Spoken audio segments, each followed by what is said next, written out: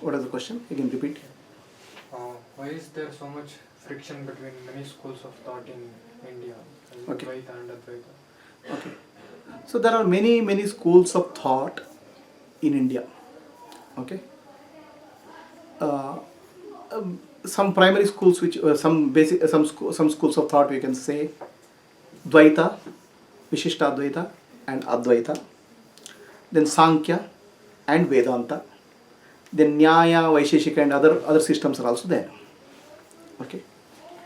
So why there is a friction between these systems? Now this friction is not a fight. It is not at all a fight. Okay. In India, always we respected the wisdom. It is not like a political fight which takes place between two political parties. Okay. Two political parties will come each with the one ideology or one thought process, one ego, and they fight with each other. There's no common meeting ground at all. They keep on fighting forever.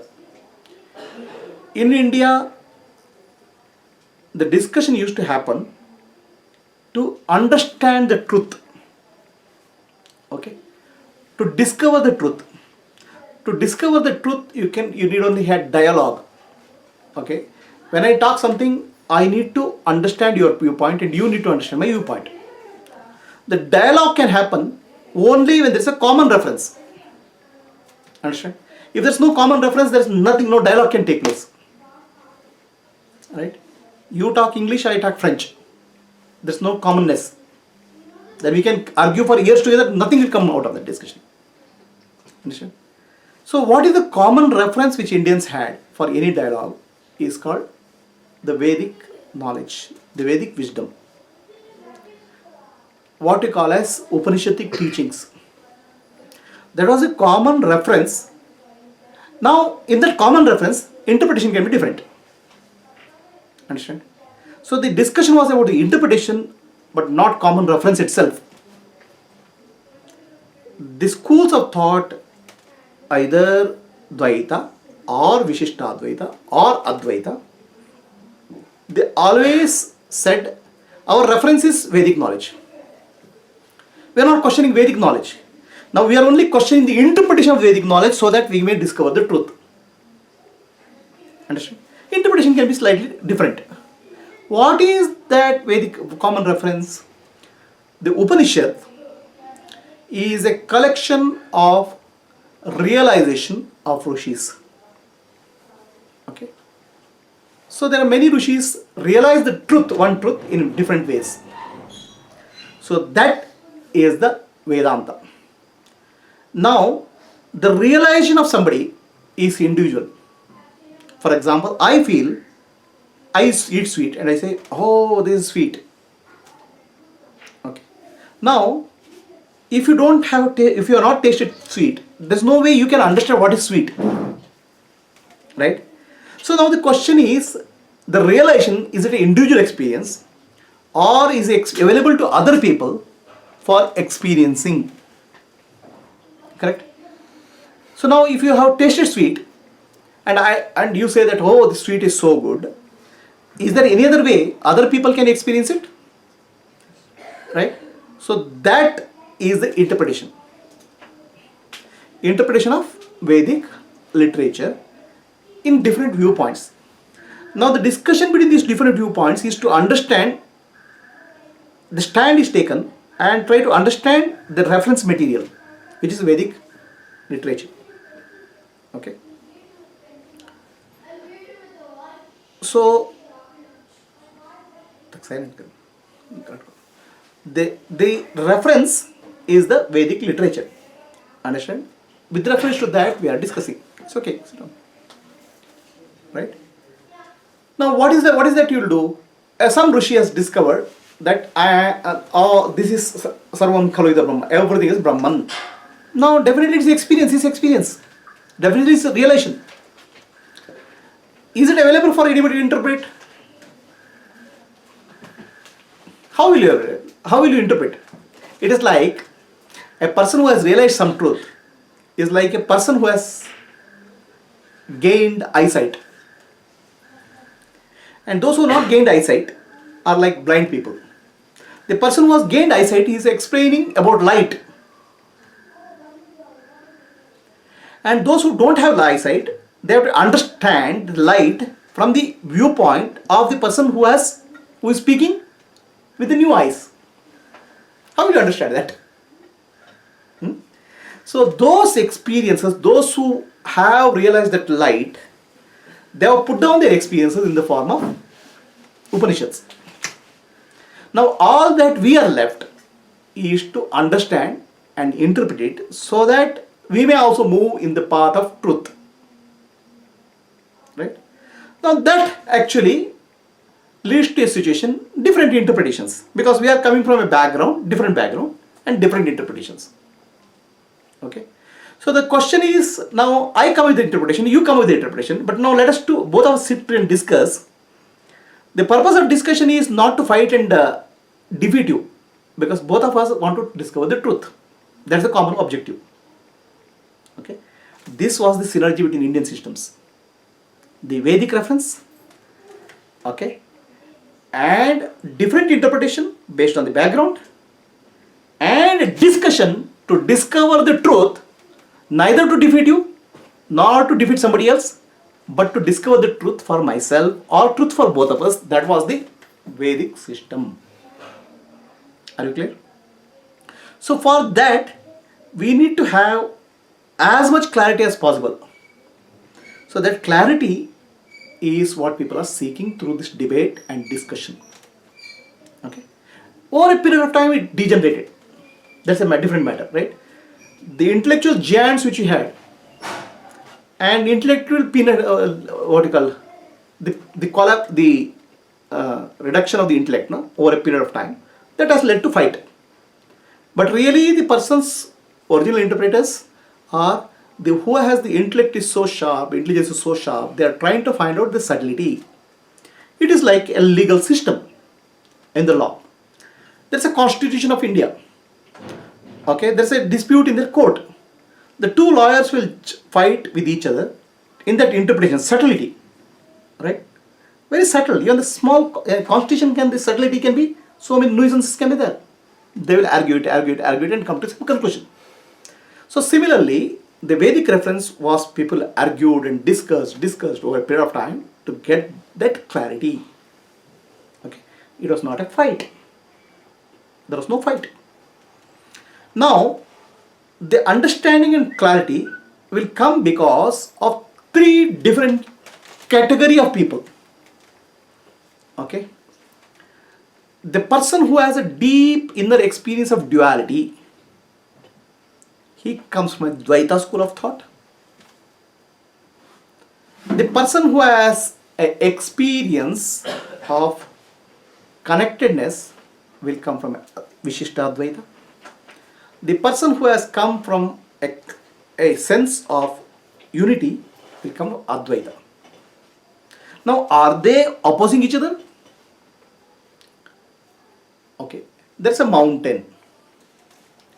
At the bottom of mountain, somebody is standing. Now, if you ask the question, what do you see? What will he say? He will say, I see some cows grazing, I see some field. At the middle of the mountain, if somebody, same person is climbed, then you ask him, what is he seeing? Oh, I see a river that side. Then somebody is at the top of the mountain. If you ask him, what you are seeing? Oh, I am seeing the vast sky and the ocean. Now, are these three people contradicting each other? Why? Because all the three are telling the truth. All the three are telling the truth, but the truth is with reference to where they stand. Same thing is true with Dvaita, Vishishtadvaita and Advaita. So, there is a beautiful story in Advaita Ramayana. Somebody asked Hanumanji, you speak of so much about Rama. What is Rama to you? Okay. Hanumanji said, when I open my eyes, I get a sense of embodiment. I am the body, embodied soul. Then Rama is my master, I am his servant. I follow dharma, I follow my master.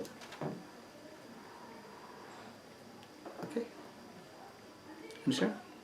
Because we get a sense of I am an individual. Understand? This is actually called Dvaita. When you have a sense of embodiment, the devotion to the master, the service to the master, Lord, is the path. Now Hanumanji said, okay, I close my eyes and meditate. When I close my eyes and meditate, I feel deeply connected to Rama. I feel deeply connected to Rama, which means I is there, the feeling of connectedness is there to the Rama. Okay? Rama is no longer my master, I am servant. Rama is my relative. Okay, I am connected to Rama. This is called Vishishtadvaita. Then Hanumanji said, as I meditate deeper, I enter into a state of Samadhi, oneness, union. Then there is no Rama, there is no Hanuman. Okay? This is a state of Advaita. Now, are they these three opposite of each other? They are your own state of consciousness depending on where you stand. When you are feeling deeply embodied, your dharma is to follow the master. Your dharma is to do the service. Your dharma is devotion, bhakti.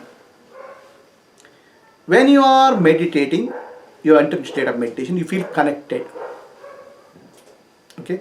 Then the divine master, Rama, Krishna, their qualities will enter into you. You feel related.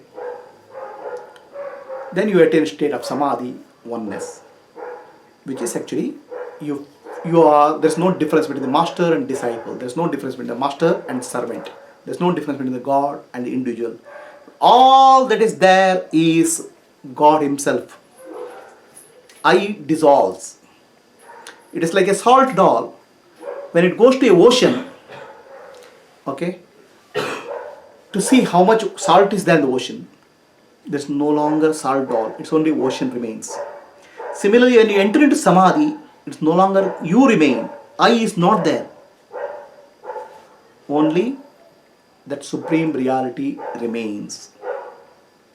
Okay? Aham Brahmasmi. I am Brahman, it said. Okay? Actually, I am Brahman is not a realization. I am Brahman is a contemplative practice. When using that contemplative practice, when you reach, okay, Brahman alone remains. I am gets dropped. Right? So now this is a state of realization. Now people are different states of being. So now the masters will address the class of students. And for those class of students, they will tell this is the understanding. For example, as primary class is there, primary school is there. In primary school, somebody is coming and teaching Newton's law. Okay, is the Newton's law ultimate? What is the ultimate? Is quantum physics ultimate? Or is string theory ultimate? As of now, string theory is ultimate. But Newton law, the lecturer who teaches Newton law, he will give all the force saying that this is the Newton law. This is the only correctness. Because if those students you don't want to confuse. Right? Understand? So now if you start string theory, quantum physics to the primary school kids, they will get frightened. They will not study science. Right? Whenever master addresses a class of people, he will tell forcefully his argument with reference to that class of students and that understanding. He will not confuse them. For their evolution, what is understanding required? He will put forcefully. For that, it may appear that he is counteracting other master. That's okay. But you have to understand that his focus is not counteracting the other master, evolution of these students who are there in the class. Are you clear? Okay. Those who don't understand this, they'll get confused by this logic. That's why you have to listen to the story of Sri Shankaracharya. How he had a discussion with the Mandana Mishra. Shankaracharya was the proponent of Advaita. Advaita is not Shankaracharya proposed. Advaita is there in the India since time immemorial. Okay, Shankaracharya went on talking to many people and he came across a scholar called the Mandana Mishra. Okay, he didn't know which place Mandana Mishra lives, but Mandana Mishra was very famous. Mandana Mishra was proponent of Karma. children. No. Yeah. Mandana Mishra was the proponent of Karma Kanda. Okay. Now, Shankaracharya did not go with the intention of defeating Mandana Mishra. Understand? Shankaracharya is a proponent of Jnana Kanda. The idea is there is a discussion. Okay. So for that discussion, Shankaracharya went. Right.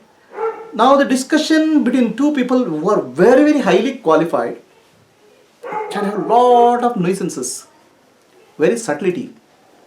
And please understand, in India the logic was developed to such an extent, very sharpness, okay? Compared to the today what we have is nothing, zero or negative. Their logic was focused on discovering the ultimate truth.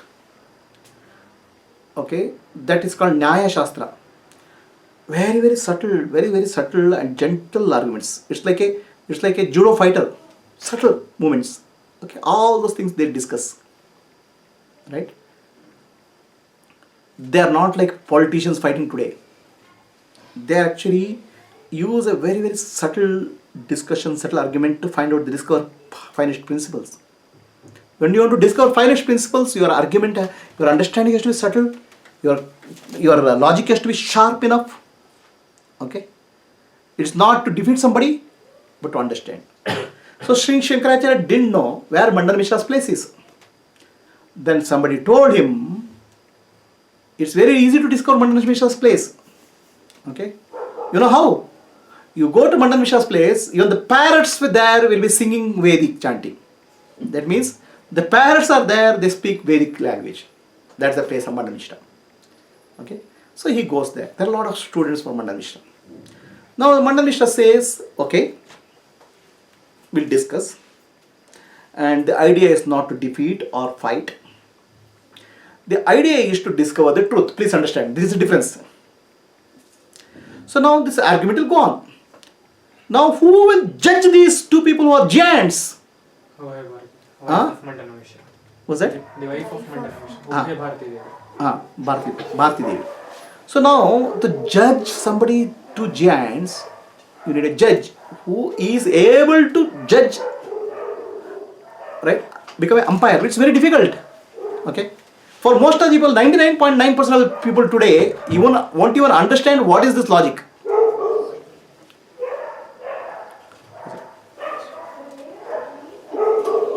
Right? Very, very sharp. So now, the Mandana Mishra said, if my understanding is not correct, I will take the path of sannyasa and you will become your follower. Okay? The idea is not that I become defeated and I join your party. Right? You are on the right path, so I will become your follower. Understand? So that was the idea. Now that means he has to leave his house and he has to take sannyasa. And how can his wife become an impartial judge of this situation?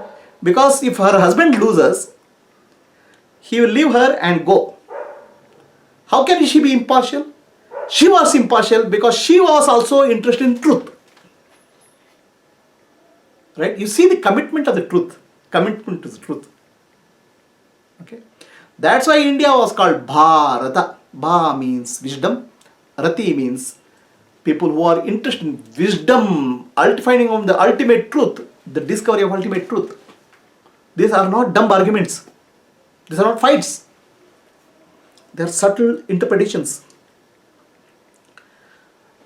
Shankaracharya and Mandana Mishra, their argument went on for 21 days and nobody is winning, nobody is losing. Okay. On the 21st day, every day, Bharati, she used to garland both the people with fresh jasmine flowers. On 21st day, the jasmine flowers on the body of her husband started withering. Then she said, "You are losing. The jasmine flowers are withering. The reason is you are losing, and you are losing your inner balance." Okay?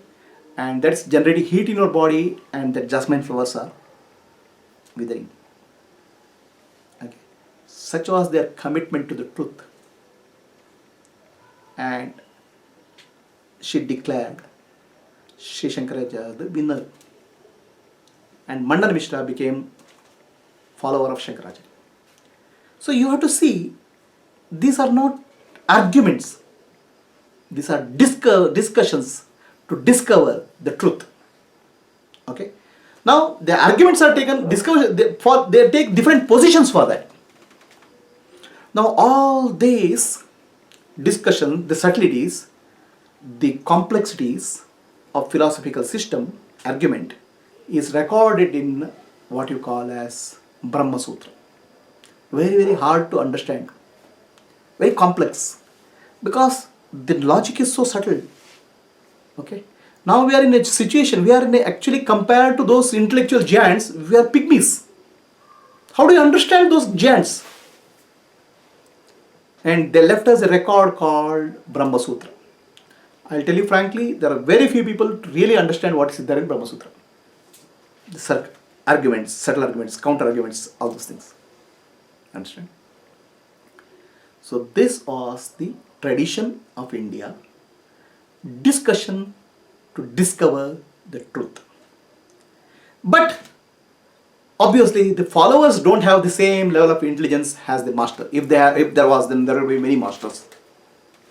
Then followers fall into argument because they don't understand. They don't have the tools and logic and subtlety which is there. They have to rely on what is written by the master. Now, what is written and what is told by the master, there is always a complexity, challenge. Okay, because master says something and disciples understands in another way. And there was no, in earlier days, there was no video recording. There was no audio recording. All that they had to do was they listen to the master and write it down.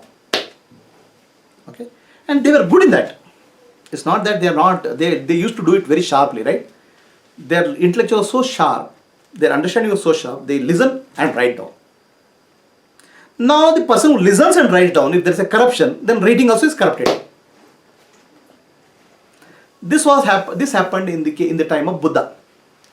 Buddha had 10,000 enlightened disciples following him. Okay.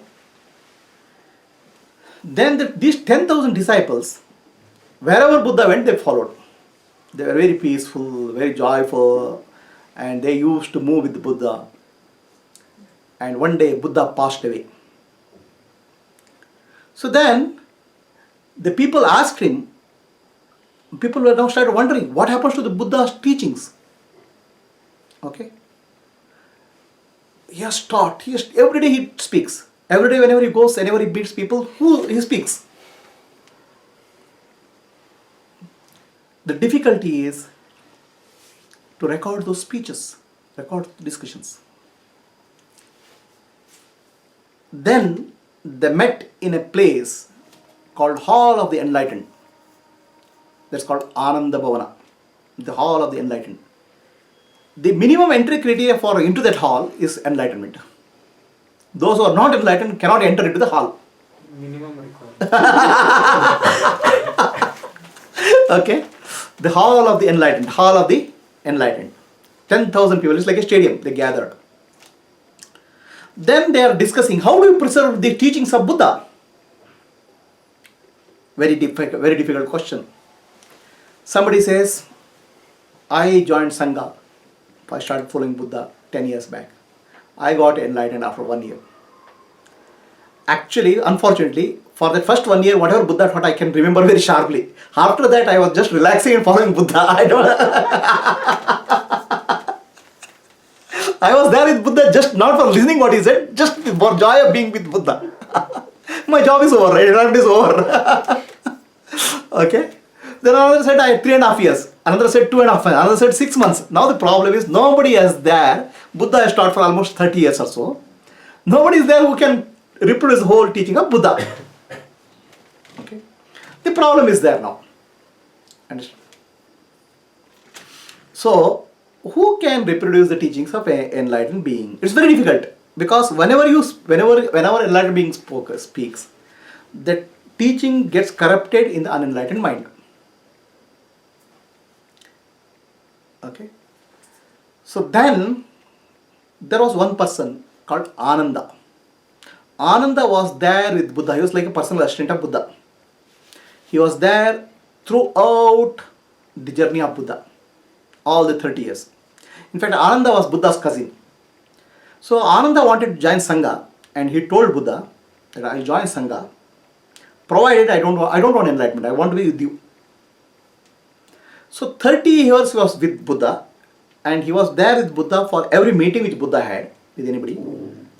And Ananda's greatness is that he had a photographic memory. Okay, he had a photographic memory, very very sharp. Any conversation which Buddha had with anybody, he had recorded in his mind. But unfortunately, he is not allowed into Hall of Enlightened. Okay. So now there is a problem. The people in the Hall of Enlightened have not heard full Buddha's teaching fully. People who are unenlightened have heard Buddha's teaching fully, but not allowed inside. Then this resolved this dilemma that Ananda said in front of the hall and said, in 24 hours I'll get enlightened. And within 24 hours he was enlightened, and he was allowed inside the Hall of Enlightened. And then he started dictating every verbatim what happened. Tathagata, the Buddha, met this person, Subhuti. Subhuti says so and so. Like that, word by word, he started dictating, and that was recorded by thousands of monks. And that became what called Tripitaka. Understand? So now what happens is what master says, what people understand, what they communicate becomes very different. So that's why many of these masters' teachings are recorded, and there are interpreters and multiple interpreters, because the master teaching itself can be interpreted in many ways. Okay. So then over a period of time there can be dispute between the followers. Okay. So that's how it states today. Right? Okay. This is about all the systems of India which have a Vedic as a reference.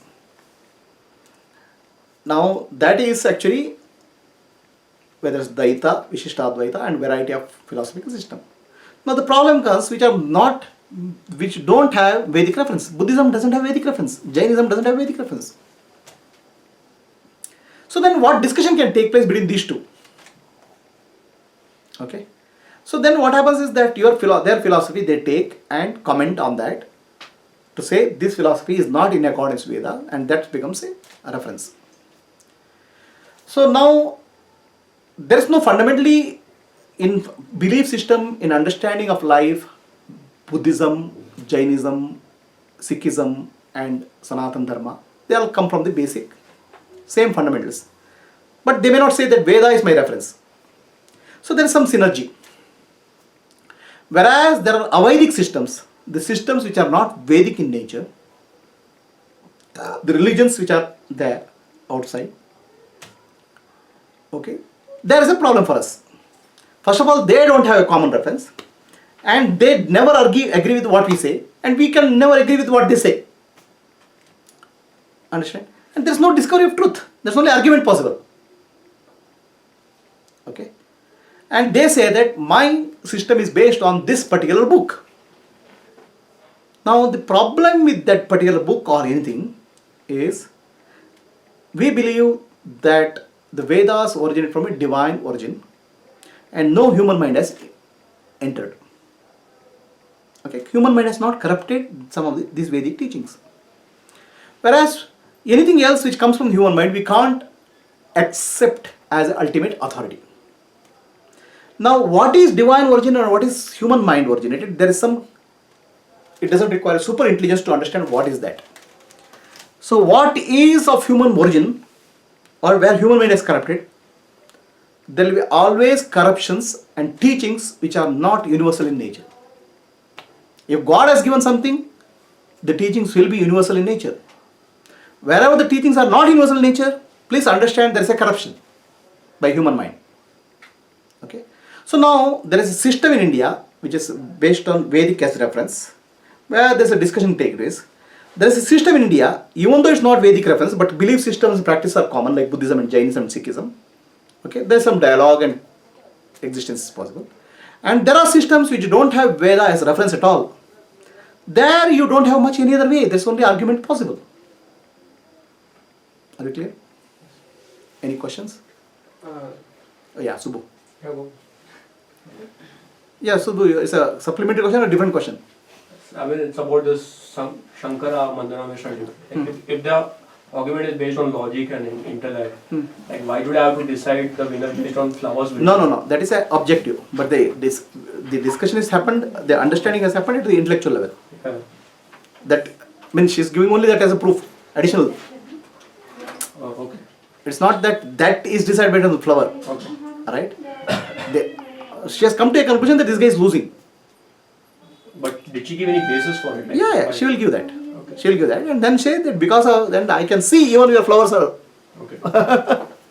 And second thing is like Shankara talks about Jnana Kanda, right? And this guy talks about Karma. Karmakanda. So both are like completely different. They are not. The Karmakanda purpose is to discover, realize Brahman. Jnanakanda purpose is to realize Brahman. So Shankaracharya is proving that Jnana is the best way to reach Brahman. The purpose is same. The methodology is different. Okay. But through karma, it can never happen, right? That again I will teach you in Brahma Sutra. Okay, Brahma Sutra, there is an argument and counter argument how that happens. I will teach you separately. Through karma is required. Okay, that there is a lot of subtlety in that, right? It is not the karma, but the understanding and the way you do karma makes a difference. Okay, so that I will teach you separately. Guruji, related to this topic, I was in my own last 2 weeks of discovery. Right, you taught us the roles, right? Roles. Roles. Roles is, if you're aware, you'll be playing the roles. But the human, who are not aware, they relate to an identity. Correct. Identity is, for example, I am a Christian, I am a Hindu. Even I am an Advaiti, I am a Dvaiti. Right. All these are identities. Correct. The conflict starts because you are sticking to the identity and make an argument. Correct. See the problem. Yeah, true. At the moment you become aware, then the argument shifts. Yeah, but the problem is people are not aware, right? See, the system is actually people are starting from a point of very strong identity, and they try to defend it. They try to understand it. Correct. Do that. If there are awareness, what is this? Why these systems are required? Right? That's why our Vedas are Upanishads are very proclaim that Vedaha bhavanti avedaha. One who is realized, even Vedas become right. Correct. There's no. It is no more important. Okay. So, but then all these are reference and schooling and discipline is required for a person who is on the path. He'll obviously come with identity, but obviously come with and anything a little bit this way that he'll get confused. He'll find out. And shifting from identity itself is a big realization. Yeah, but then it requires a master.